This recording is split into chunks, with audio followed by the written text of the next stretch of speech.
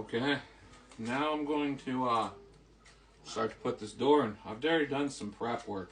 So the split jam door, I've taken the back part off.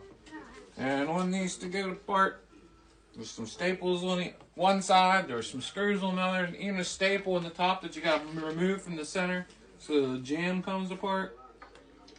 So, luckily when I get this framed in, it's nice and square to the other.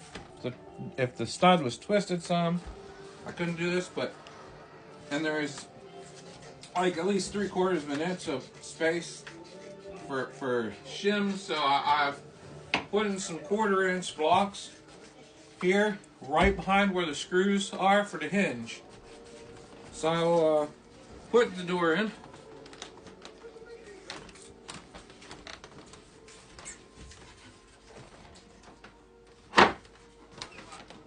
Sit the bottom in first.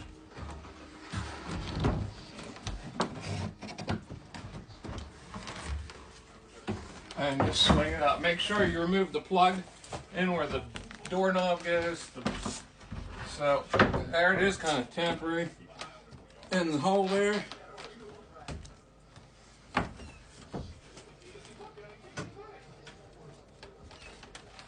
So now she's run off with my shims. I had some shims, my daughter run off with them. So to hold the door there, I'm just gonna block it up.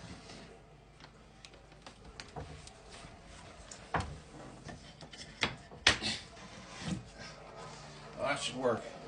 I had some shims too, but so now what I'm gonna do is I'm gonna back this. The most important part is the part back here where the hinges are. So you want your hinges to be nice and tight. On like where I put them blocks. So now I'm gonna back them screws out since they stuck about 1/4 inch back.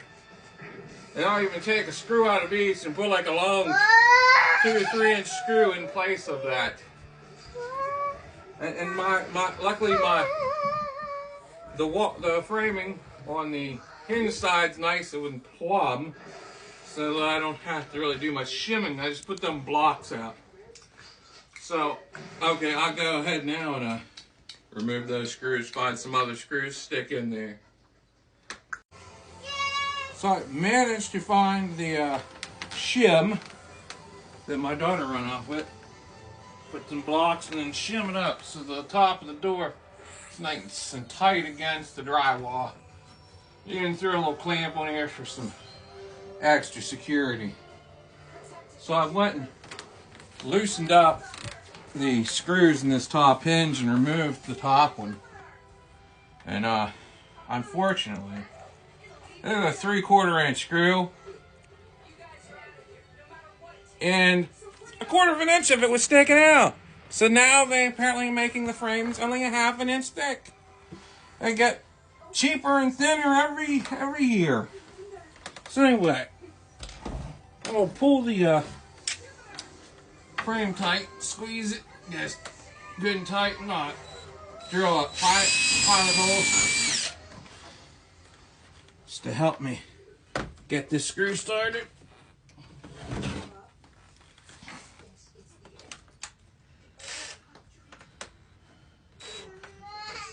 Yeah, squeeze it good. Just get that screw all the way in there and good and tight.